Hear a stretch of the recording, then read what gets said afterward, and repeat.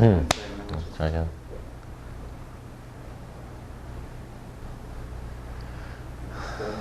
Focus. Do one more white balance. Does the glasses glare? Because I can't see anything without them. It's too glary? It shows, well, naturally the light will reflect the glasses, and I don't have the, the $1 million studio.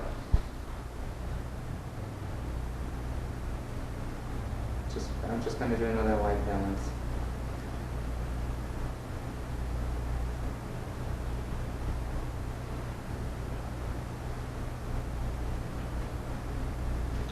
Okay, and we're rolling, Michael.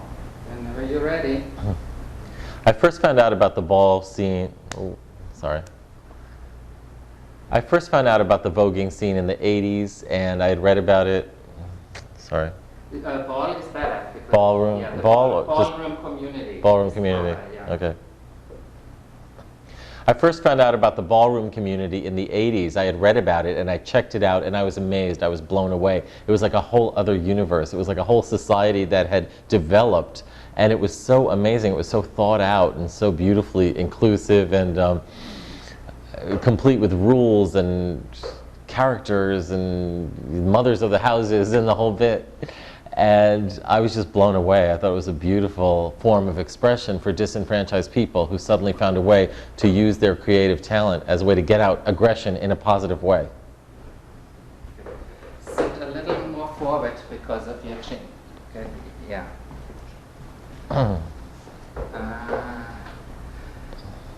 What excites you, inspires you about the ballroom community? If there is a... Okay, rolling. What excites me about the ballroom community is that this is a place where disenfranchised people, people who are not accepted necessarily by society because they're people of color, a lot of them have AIDS, they're all gay pretty much, and a lot of them are transgender. These are people that society pushes aside. Well, they've created their own society and created a way that they can use their oppression and use it as a form of expression and rise above all the negativity by doing these beautiful shows, these performances, and within their house, within their community, they find the love and the family that a lot of these people were not given originally, and they're certainly not given by society because society pushes them away. Well, pushed into the corner, all these people in the corner gather together and create something far more beautiful than anything that's in the middle of society. Great, yeah, right on target. And the functions are called balls. Right. So that's okay. What impact do you think Madonna had with the song Vogue on mainstream America? When Madonna came out with that song, I really thought she missed the mark because I thought it had already peaked. But of course, I was thinking about it as an insider. It hadn't peaked, but I mean, it was already really a well-known phenomenon. But it turned out Madonna was right again. When it came to what was just about to be bubbling to the surface in Iowa, she hit it right on the head. They hadn't heard of voguing yet in Iowa, and so her song brought it to them. But a lot of the inside voguing community and ballroom community felt that she had exploited them, she had ripped them off, she had used their trend to kind of sell another phenomenon to middle America. I'm sure she gave a shit. I mean, she's laughing all the way to the bank, as usual.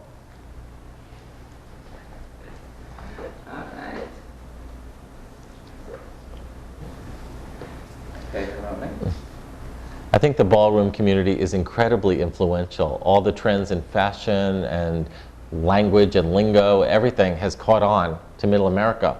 I mean, you go girl and you better work and you rule and all that stuff started in the ballroom community. Okay, rolling. The ballroom community has been incredibly influential in the worlds of fashion and music and style and language because, you know, you go girl and you better work and you rule and all those expressions that you see on Ricki Lake started in the ballroom community. Thank you. Yeah. Right. The ballroom community doesn't have high-power lawyers. They don't have publicists sitting there working, sending out press kits. So they're always going to be ghettoized in a way. And even the gay community sometimes thinks of them as, oh, they're kind of a fringe element. You know, the gay community can be patronizing sometimes, just like the straight community. So they're always going to be put in a kind of artistic ghetto, but in that ghetto, they're going to rise and shine brighter than a lot of the people who aren't in a ghetto. And their influence reaches such an impact in society that it proves they're not ghettoized after all, because what they do does have impact. It does affect the whole world.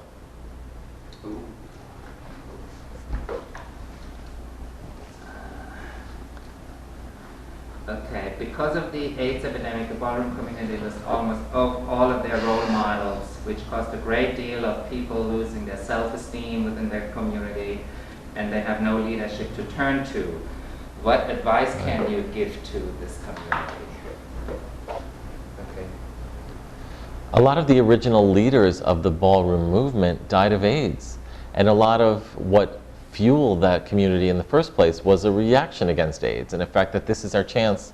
We have to seize the moment and seize life while we can to express ourselves. But tragically, AIDS had an impact and destroyed, shattered, and killed a lot of the leaders. And now my advice to the kids coming up is to first of all play safe, and also tap whatever it is, you know, inside yourself to live up to the expectations that were created by those great leaders. Because those original people that you saw in Paris is Burning were so legendary. I mean, each one of them was such a brilliant leader of their house and paved the way for so much of what followed, that they really set a high standard that I really would advise the new kids to try to live up to, or else you're going to be letting everybody down. Yes, that was very good. All right. Well, nobody in the ballroom community was ever shy or ever said, no, I can't do that, I shouldn't try that. So that should never be the motto. You know, I am shy, I can't do that. You should always, kids out there, voguing kids, I'm speaking to you, always just live your dream. I love the cross-pollination of different art forms. I've judged the Glam Slam, which is a poetry voguing competition, where you're like reciting poetry as you're spinning around with your arms and stuff. And it's, as Fran Lebowitz said, voguing is really ritualized showing off. But it's ritualized showing off in an artistic manner. And when you combine it with poetry or painting or whatever you want, it gets even richer, because then the layers and the textures just keep adding to each other. So I would say just go for broke, kids. You know, there's nothing that you can't do artistically.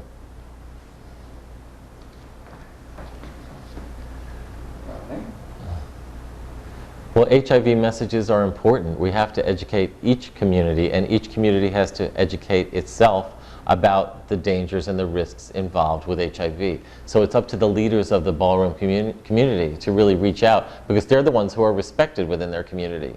You get some celebrity or some politician on TV saying, play safe, nobody listens because they don't respect that person. But it's up to the leaders of the ballroom community to assume the mantle of leadership, which they already have, and to use that to educate everybody, because we can't afford to lose anybody else in the voguing community.